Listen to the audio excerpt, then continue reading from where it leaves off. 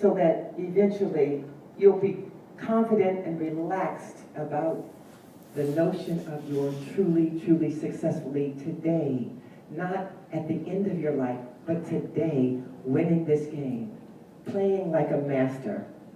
All right? So let's quickly run through these laws. Let's quickly run through them because most of you have a really firm working understanding of them. Mentalism simply says that everything is mind. Everything is mind. What does it say? All is mind. The universe is mental. Here's the good news about it. Good news and bad news is everything that you think manifests. Now, can you see how that's good news and bad news? Yes. Most people want to think about the good news of it, but you don't think everything is manifesting. Everything is manifesting. So you think, oh, I'm really manifesting. I got my rent. Yeah, I was really manifesting when I didn't get my rent. That's right. You see that? Yes. The law, everything is mental, and whatever I think is what I'm going to end up with at the end of the day. So really, it's time for me to master that notion so that I can master my thoughts. It's not behavioral. It's not behavior modification where, I cancel. It's not cancel. It's too late.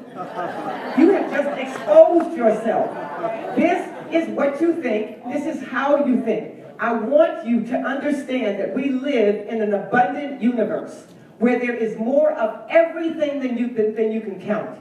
More grains of sand on the beach, more blades of grass on your lawns, more leaves on the trees. That's God. God deals in abundance. And what God gave us an abundance of is the will to think with God so that we can actually be a stream of that abundance that's ever flowing. If you think negatively, guess what? Because of the nature of God, it becomes abundant.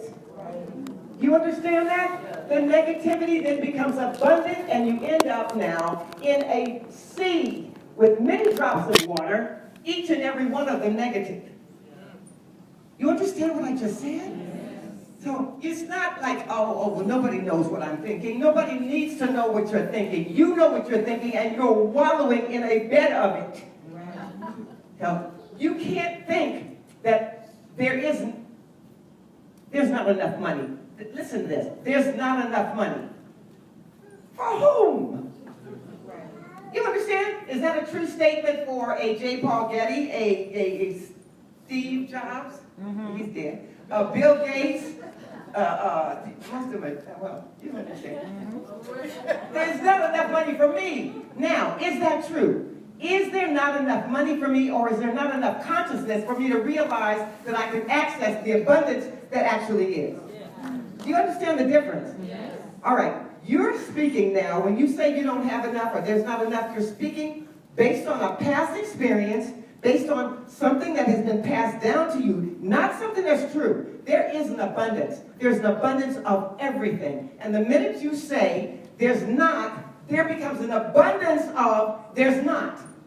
Do you understand that you're trapped by your own thinking because all is mind, and you are trapped inside of a crucible of your own thinking? It doesn't have to be that way, because as the image and likeness of God that you actually are, you were created out of the same stuff. You are a manifestation in form of the same unlimited, omniscient, omnipresent, omnipotent power that is generating everything. You are a stream of that, a download of that. And so now, because you're a download of the power of that thinking, you can use that thinking to build yourself or destroy yourself.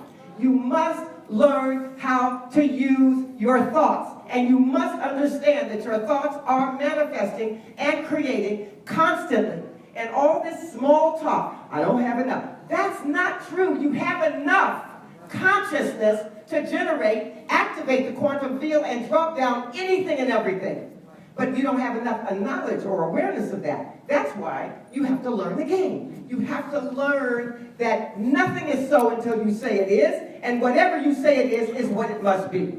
Did you just understand what I said? Nothing is anything until you, image and likeness of God, say it is, and whatever you say it is what it becomes. Not because it has to be, but because you have the power to make it be. Did you understand that? Yes. Yes. Yes. Well, then say something. Make some noise up in here. Let's move on. Next principle. Don't you love it? Correspondence. This simply says, and we don't have to spend a lot of time on it.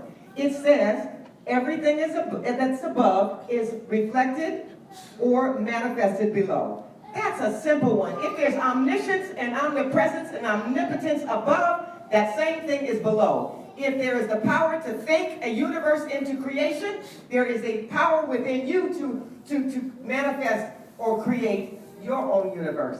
And it may be small, it may not be the same quantity, but believe me when I tell you it is the same quality. Because as the image and likeness of God, you're doing in your little universe called your life exactly what the great thinker is doing in its huge universe. Do you understand that each of you are a cell or a drop in that big ocean and have the same principles and the same power and the same ability if you would use it correctly? You have an obligation, as a matter of fact, to learn to use it correctly so that you can start glorifying, which was the idea in the first place, that God would be informed in the glory that is everything else in form. Trees and flowers and birds and fish and everything else that we go to Kenya. And didn't he say, you saw yesterday we were in Kenya? You should have seen all 150 of them oohing and ahhing over every single animal. Ask them then when they oohed and awed over themselves and each other. Well, it has to happen. You have to realize that everything that you behold is God. Not a giraffe and a lion or a tiger, but everything you behold is God. Everything you look around at each other. Every single thing. You're going to have to start knowing when you look in the mirror, there's nothing there but God. When you look at each other, there is nothing there but God. You are going to have to understand, you're going to have to understand that it is imperative that you be and see only God. Right. Only God. Yeah. The law of correspondence says that everything is God. La ilaha illallah. That didn't mean there is only one God. That meant everything is God. Yes. You there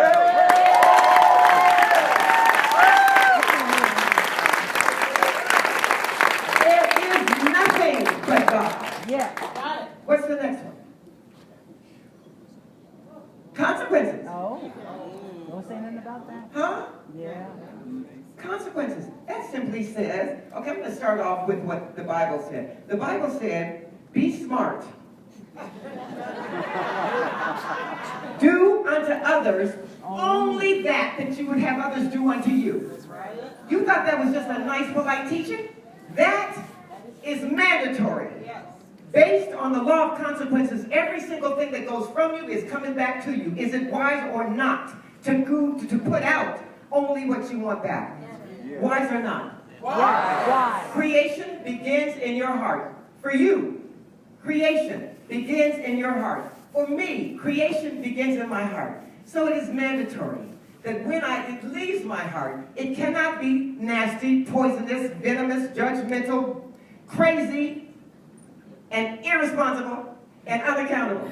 Right? Right. When it leaves my heart, it has to be sweet, it has to be pure. I have to realize that the giver and the receiver are the same thing, and that as it goes out, it multiplies, it's going to return to me. So now I'm asking you to learn this law. To learn the law of consequences.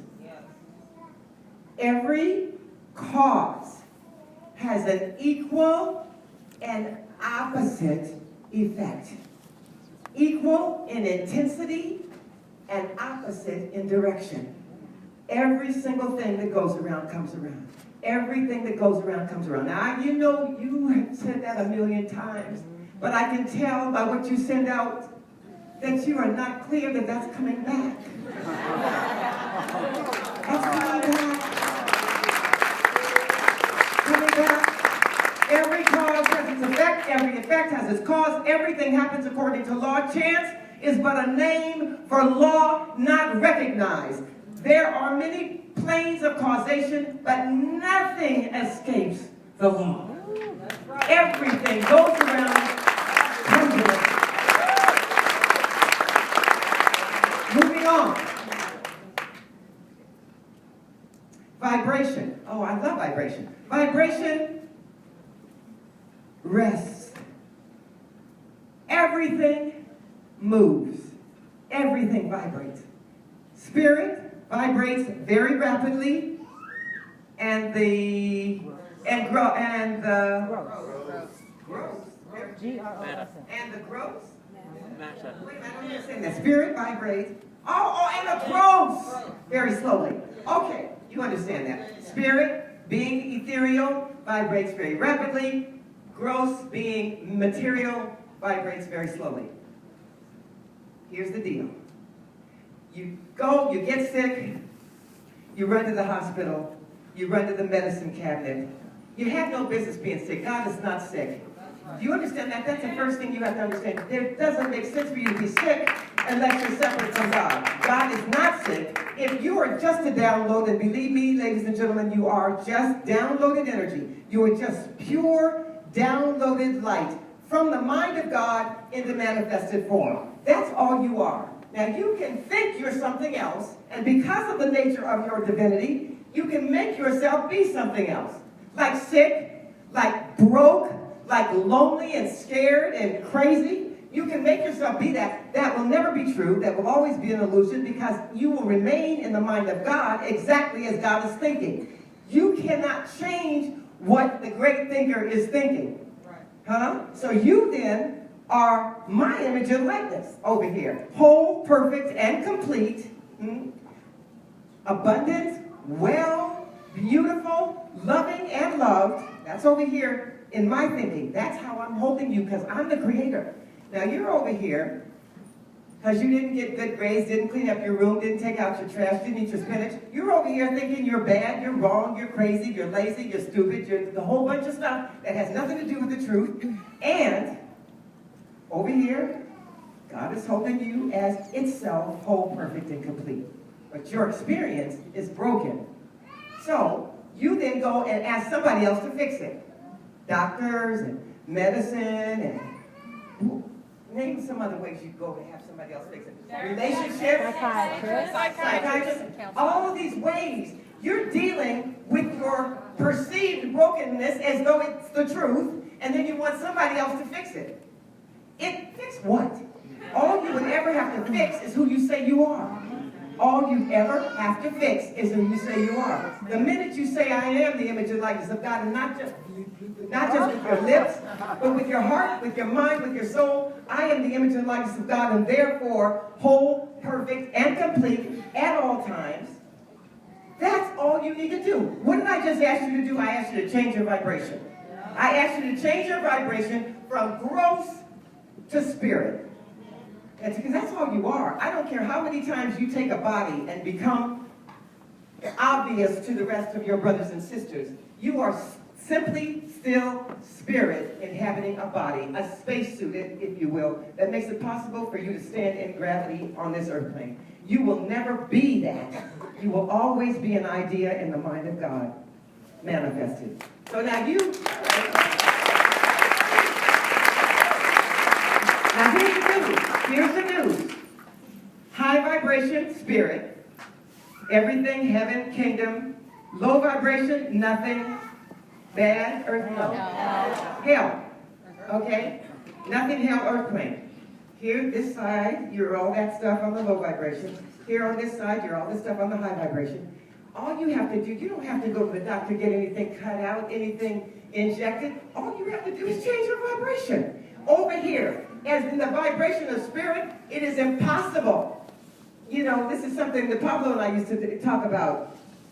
According to science, not according to metaphysics or any woo-woo anything. According to science, if you vibrate above the 50-yard line, here's the 50-yard line. If you vibrate above the 50-yard line, you are moving too fast to become sick. And if you're vibrating below the 50-yard line, you're vibrating too slow to stay well.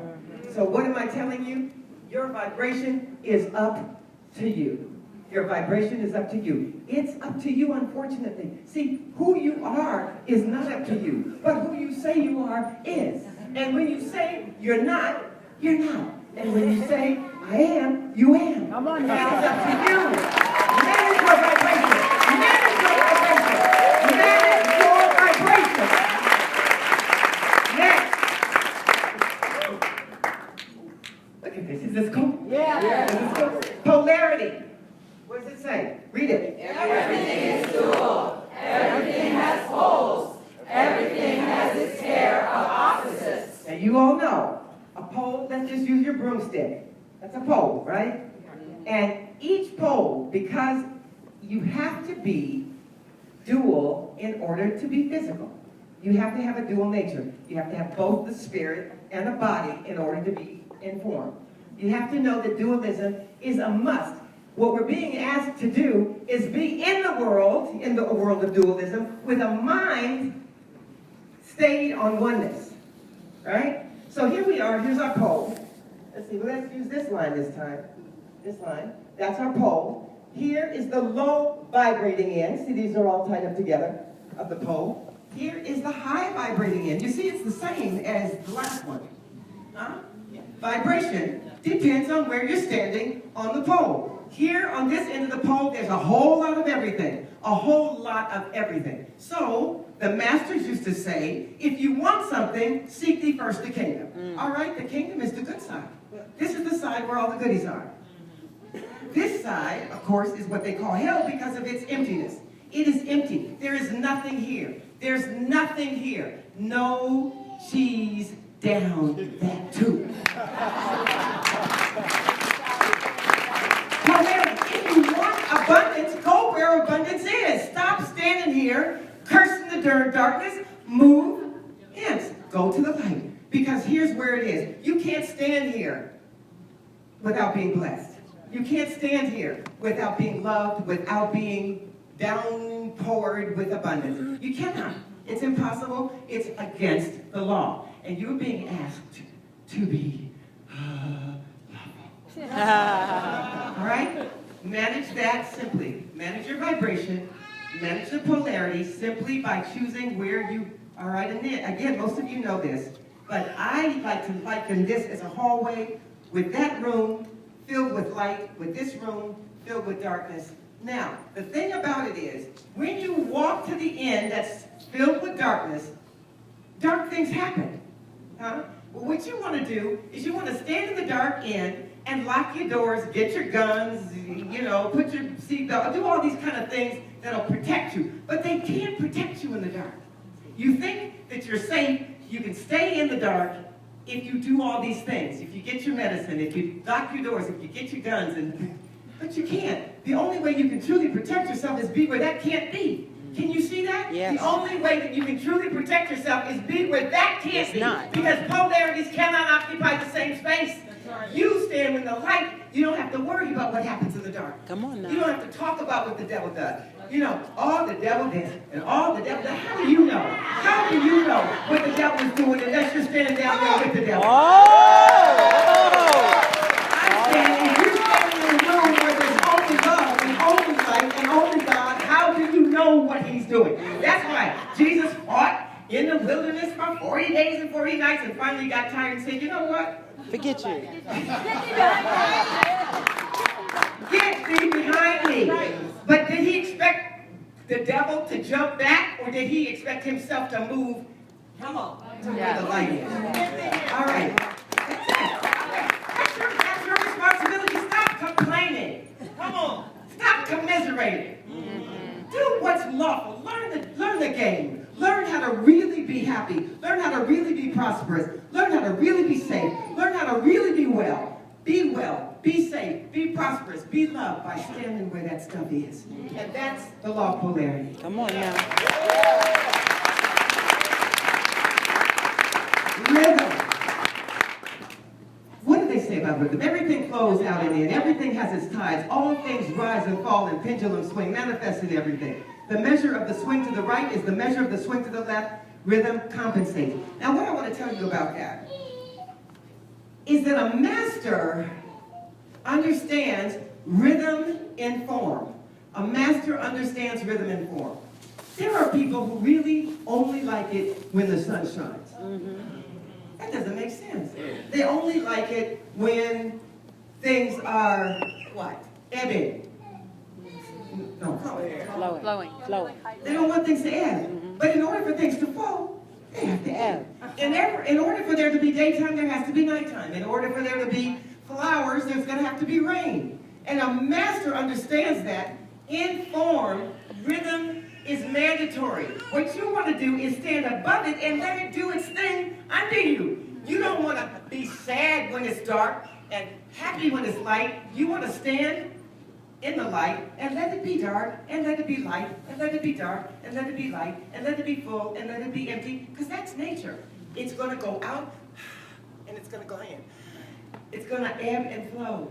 What you want to do is understand that, appreciate that, and give thanks for it. Do not commiserate with each other. Do not complain and do not judge when things are empty, because in order to be in form, you're going to have to understand that there must be the rhythm, that the day has to follow night, and stop being mad when you're women, because you're going to be men next time.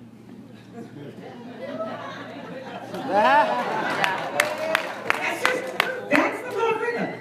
To the degree that you're a female, you're going to be a male. And be happy about that. And stop. How do you get to be a male? Why do you get to have all the fun? Why do you get to have a wee-wee? Because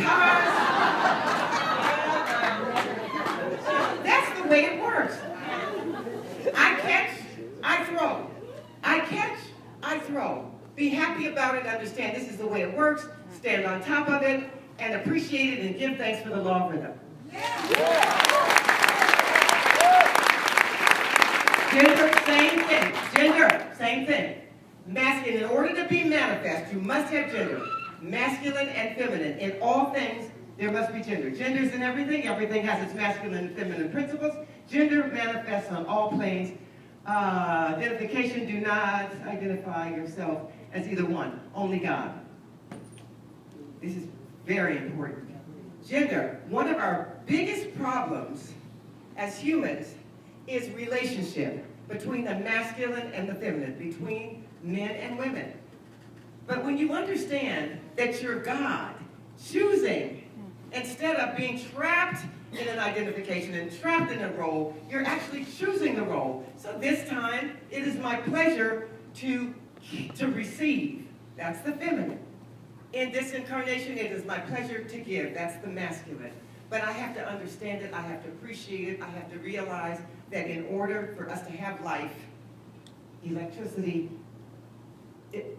trees, fruit, anything, in order to have anything, we must have gender. We must have that that's holding it and that's filling it. We must have that. We must learn to appreciate it, give thanks for it, and enjoy it. And remember, being a man or woman is not a sentence.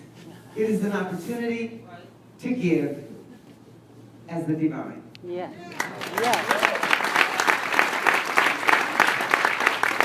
The master player polarizes himself at the point at which he desires to rest. Thank you. Okay. The master, remember, this was my choice. No, this was a possible choice, but this was my choice. The master player polarizes himself at the point at which he desires to rest and then neutralizes the rhythmic swing of the pendulum, which would tend to carry him to the other pole if he were not wide awake and on top of it.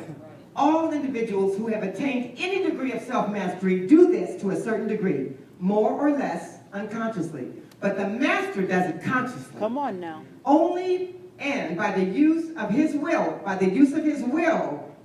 and attains a degree of poise and mental firmness, almost impossible a belief on the part of the masses who are swung backward and forward like pendulums.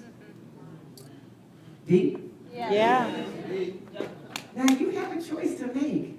You have a choice to make. You are going to get dragged through this game, kicking, screaming, crying, complaining, and judging. Or you're going to sing through this bad boy. Come on now. You are going to dance through this bad boy. You are going to love this game. as much as I do. And love this game, I do, because I know how to play and I know how to win. Yeah. Ladies and gentlemen, I love you.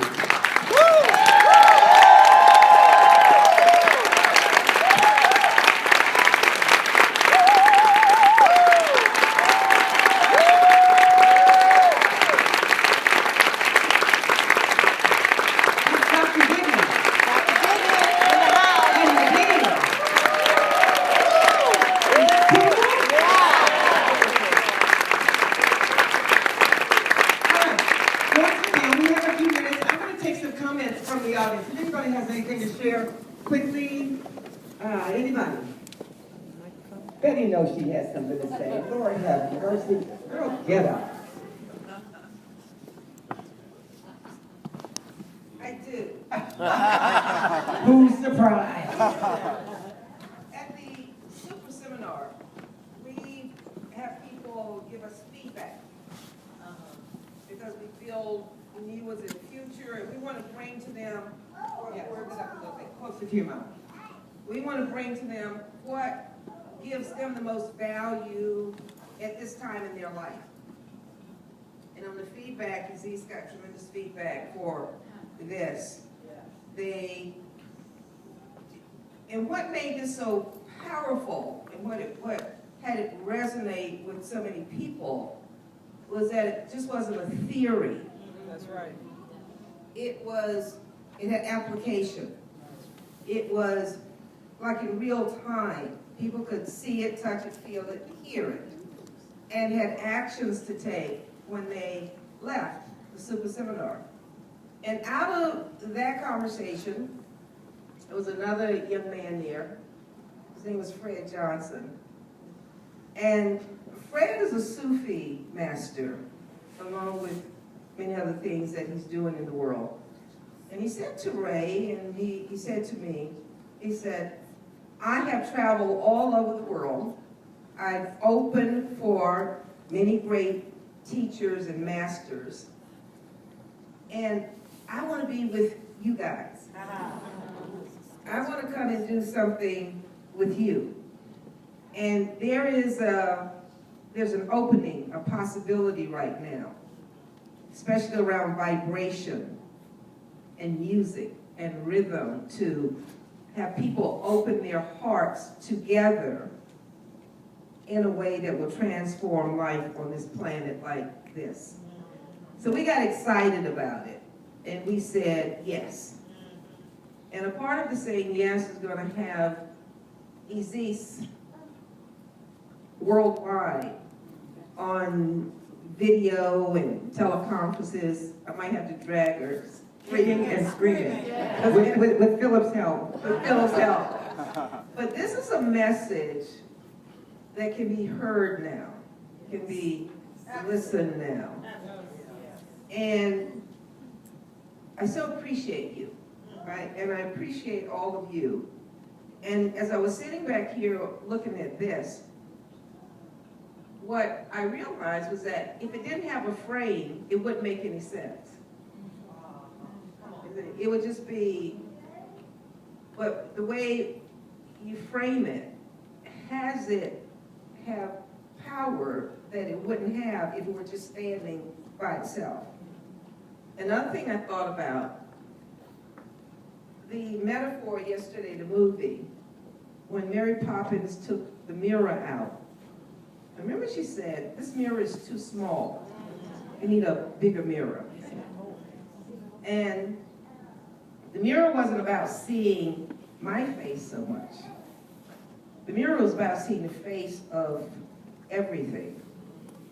A wider perspective, a bigger context, a bigger space. And in that space of seeing everything and being everything, then again, as you said, every possibility is not only possible, it is possible.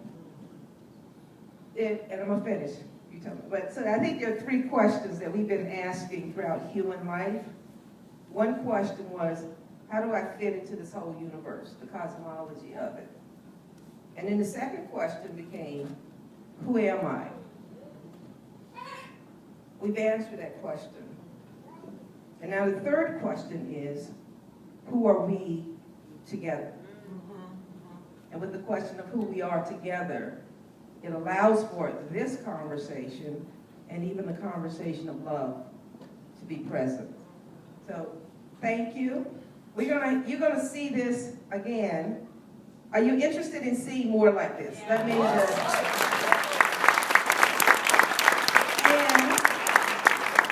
And would you have your friends and family just go online? I know we are a little anti-Facebook here, but would you? They love it. Oh, don't start. Oh, you don't know. Oh. But we do have your friends. Even we're going to use Facebook anyway. The genie is out of the bottle. Technology is out of the bottle. Well, let's use it for us instead of it using. Yeah, that's right. So thank you. I love you, honey. Love you, Ray. And thank you. I think we're going to do something now. Anybody who has to leave, go and leave, because you know we're crazy up here. We're going to sing Endless Possibilities. I mean, we're going to sing Ordinary Miracles. Come on. Come on. We're learning a song, and yeah, we're learning it, and we're still